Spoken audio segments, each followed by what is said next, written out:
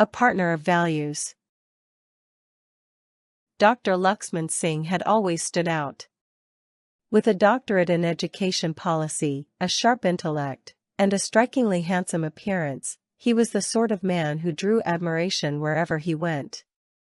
When he was elected MLA and later entrusted as education minister, many wondered, can a scholar survive in politics?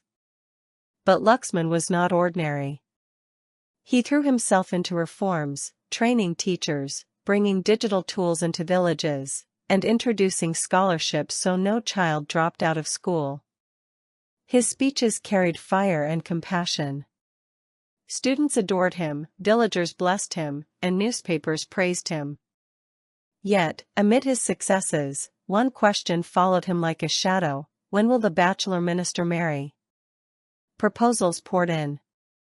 A business magnate's daughter promised influence, a glamorous actress promised fame, and a bureaucrat's daughter promised refinement. But none touched his soul. One morning, while inaugurating a rural school, he noticed a young woman speaking to children under a neem tree. She wore simple clothes, her attire modest yet graceful, her voice steady. She was Shanti, the village teacher. When asked to share her views, she didn't flatter the minister. Instead, she said, "Sir, these children dream big, but the roof of our school still leaks when it rains. Books alone cannot shelter them from hardship. We need courage, patience, and someone to believe in them." Her words struck Laxman like an arrow. He had met leaders, industrialists, and celebrities, but never someone who spoke so simply, yet with such conviction. That evening, he told himself, this woman is not just teaching children. She is building the future. She is what I have been searching for. But happiness does not come untested. A month later, his opponents in politics spread a scandal. Rumors flooded newspapers: village teacher caught taking bribes for admissions. Fake documents and twisted stories circulated widely. Relatives panicked. Laxman, drop this girl. A scandaled woman will finish her career. Opponents mocked in assemblies. The education minister himself is blind to corruption in his own house. Some even ridiculed her simplicity. Look at her, just a village woman in old clothes. How can she be fit for a minister's wife?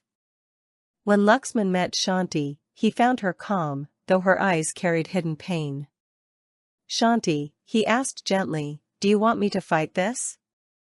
Or would you rather I step back?" She raised her chin. "Laxman, truth does not beg. If you doubt me, walk away. I will survive. But if you believe in me, stand by me. Either way, I will not bend before lies." Her strength deepened his resolve. Instead of brushing it under the carpet, Laxman stunned everyone. He demanded an independent inquiry. He even recused himself from related decisions, so no one could accuse him of bias. Weeks passed. The media chased headlines. Crowds whispered.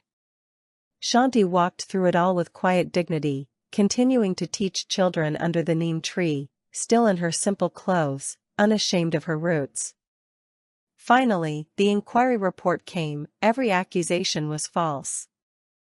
The documents were forged, the witnesses bribed. Shanti was innocent. The next day, Laxman addressed a massive public gathering. Cameras flashed, critics waited. He stepped to the microphone, his voice steady. "A lie may shout louder than truth for a while, but truth does not fall.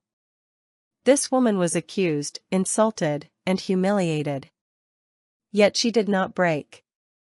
Today, she stands taller than every rumor. And I, your education minister, am proud to say she is my equal, my strength, my life partner." The crowd erupted into thunderous applause. What had begun as scandal now transformed into inspiration.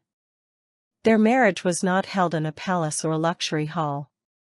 Instead, it was celebrated in Shanti's village courtyard. Teachers, students, villagers, and colleagues attended. The air was filled not with pomp, but with blessings. Shanti was beautiful on the day of the wedding, her smile brighter than any jewel. As they exchanged garlands, she whispered softly, "You stood by me when the world turned against me." Laxman smiled. "And you gave me courage when I could have chosen silence. We will build this future together." The villagers cheered, children danced, and elders said, "May this marriage be a lesson for generations." Months later, as they visited schools together, children would run up shouting, "Here come Masterji and Madamji." For the people, they were no longer just minister and teacher, they were hope, hand in hand. The moral of the story is: lies and rumors can shake reputations, but character and integrity will always triumph. In leadership and in love, the greatest act of courage is to stand by truth.